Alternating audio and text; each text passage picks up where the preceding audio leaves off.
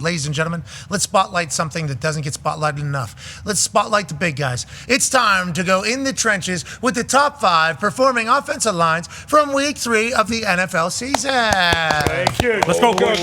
Here we go.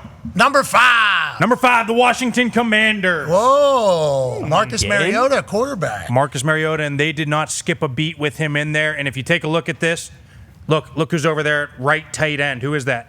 78. Laramie Tunsil. What? Move him over, and they only got a tight end over here, and they're doing all the same stuff they do with Jaden Daniels. They do not skip a beat with Cliff Kingsbury at the helm calling plays, and this guy in there, Marcus Mariota at quarterback. It's the same offense. They had over 200 yards rushing. Rookie Connerly Jr. against Max Crosby only gave up 1 sack, and it was late. Really good group. Really good group. That looks pretty easy for Marcus Mariota. Yeah, wait. If Tonsil's at right tackle, who's the caboose at left tackle? The left tackle is huge. Left guard. Who the hell? Left guard. Jeez. Yeah, they had tackle over, bro. You know who that is? That's Chris Paul. They had 2 new guards in this game, too. Chris Paul played left guard, and Nick Allegretti, who came over from the Chiefs, was out, and they played Andrew Wiley. So, whole new unit, and still. Okay, question for you. AJ Hawk, what are the percentages of tackle over and then running the opposite way? I assume a defense thinks you move Laramie Tunsil over there for a reason. We're obviously going heavy. We're going left, close. What are you doing? And then for them to go the back way, is that just not expected? That's what Cliff Kingsbury's doing here? Yeah, and you read that end, too. If you run it back, who's the end? Was it 51 right here? He's unblocked, and you're reading him. So watch it. Bluff by the tight end. Oh, here we go. He didn't know what to do. Like, who am I supposed to take if I'm that DN? Good luck. Great. But, yeah, this also sets up for when they do want to run to that overload side. Like, it's good to show this for a defense because they can't just load up and say, all right, they're running to Tunsil. Not just against the Raiders. We're talking about for the next 3-4 weeks, too, running this week, right? Absolutely, because this thing – like, when you run a play, it stays on tape for 4 weeks. You got to prepare for it. There's another play I wanted to show, but he fumbled late and gave up the ball. But they had guard and tackle pulling left, guy in motion going right, tight end coming back across. The defense was in a blender, just stuck. And then Marcus Mariota out in front. Like, the whole defense went left.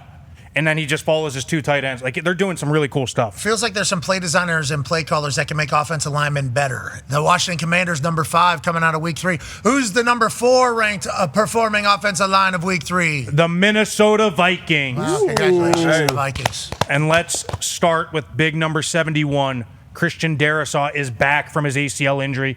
Watch it. Again, we talk about making it easier for guys, right? We're going to send Hawkinson through.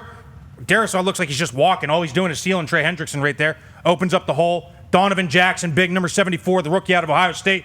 Let's take a look at him. Put his guy on his ass. And then let's look at Brian O'Neill on the backside, big number 75.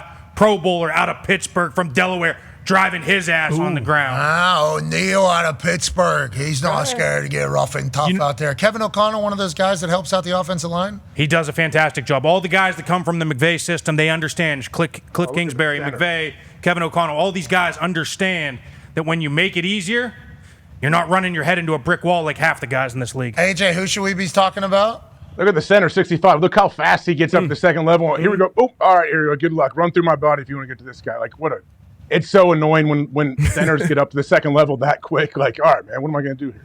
Does a great job wheeling his hips, too, and hooking them at the end there. Really all right, Minnesota Vikings, number 4. Congrats to them. Who's the number 3 ranked offensive line coming out of week 3? The best team in the NFL, the Buffalo Bills. Whoa. Buffalo Bills. Best team, too. All right, I like that. Number 3 offensive line. The best Here, let me set this up real quick. So they're going to make it look like they are running zone to the right. If you notice, they got back offset to the left, fullback offset to the right. They're going to make it look like they're running zone to the right and sending Jackson Hawes back across. But guess what? They're running same side counter, making it easy on the tight end coming back across. Seal them, fullback around. 2 tight end or tight end fullback coming back on the counter. Pretty awesome stuff. Just easy yards, you're saying. Yeah, what are the Finns doing? This is what you do. This is how you do it. Look, they make it seem like they get him crashing down because he thinks it's zone away. And it's same side counter coming right back to him. AJ, what are your thoughts on what the Dolphins are doing? What are they reading? What are they misreading, pal? Well, I don't know. You put him in, it makes it tough, too, because the tight end's coming back, so he's diving under the DN number 2 there. He's diving under. Next time you might bluff him and go around, and we're going to keep it and go outside. So whatever you choose, whether to dig it out or try to box it, you might be screwed. So many quick. Well, they're slanting. Look at the whole D-line slanting down. That's the thing. You're running that right into that slanting D-line. You see both of them crashing down. Like, good luck that's a good time to call that play. So many quick decisions have to be made. And then we got DBs making tackles on running backs. I know you guys love that. Don't love that. That ain't what we get paid for. That's what we get paid for. To get our guy to that Exactly. guy. Good coaching. All right, who's the number 2 offensive line in the NFL out of week 3? Yeah! All right, Colts. I don't love the 2 up there. Thought there may be a different number, but I like that they're getting recognized Number for the 2 is second pretty time good. in 3 weeks. Number 2 is pretty good. Let's start with that vocal leader you keep talking about. I keep talking about Quentin Nelson. Let's watch this single with him and Bortolini up to the backside backer. And then let's take a look at Tyler Warren. Supposed to go downhill. Scoot outside, right shoulder, make a move, spin. See you later, boys. Off to the house. The boy's a player. Yeah, that's what we do around here. Michael Pittman getting some late, too. Big time. I like that downfield. Quentin Nelson and Bortolini are paisans quickly. It seems like they're on the same page. Is there anything different with this offense than there was last year, or is it just more to this offense than there was last year? I mean, Tyler Warren gives you that added element. Like, even right here, like, obviously he's in tight end. Sometimes he lines up at fullback. There's so much stuff he can do. And in this case right here, when you look at this from the very beginning, he's supposed to hit through, straight ahead, right through that B gap. But then he recognizes it and doesn't just run into his tackle, makes a little subtle move, and still gets a great block. Yeah, so Jonathan Taylor has to just kind of follow his blocks. And that right there, you didn't see that in years past.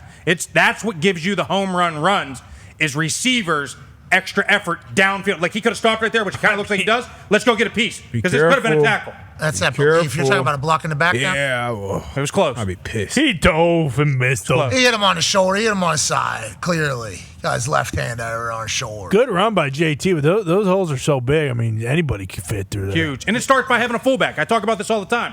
If there's no fullback there, they're out leveraged against the defense. And when you have the fullback, now you can work back a guy. You can always work back. What a run. Yeah, that part right there, that's the special part. And then the celebration is sick as well, Yeah. I will say. AJ, how do you stop it? You don't.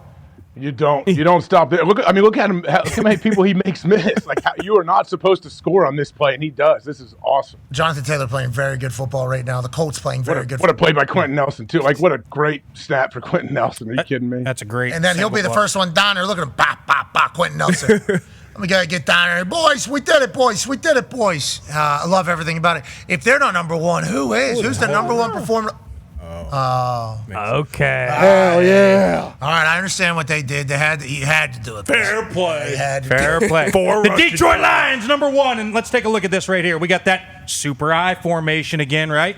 Now we're going to go over. And D-Butt, AJ, talk a little bit how this affects you guys, too, because when you line up in that straight I, you don't know where the strength of the formation is. And then they motion. So it, like, holds the defense for a half a second. Now you see them. They're trying to get adjusted to it. And then, boom, you snap it quick on them.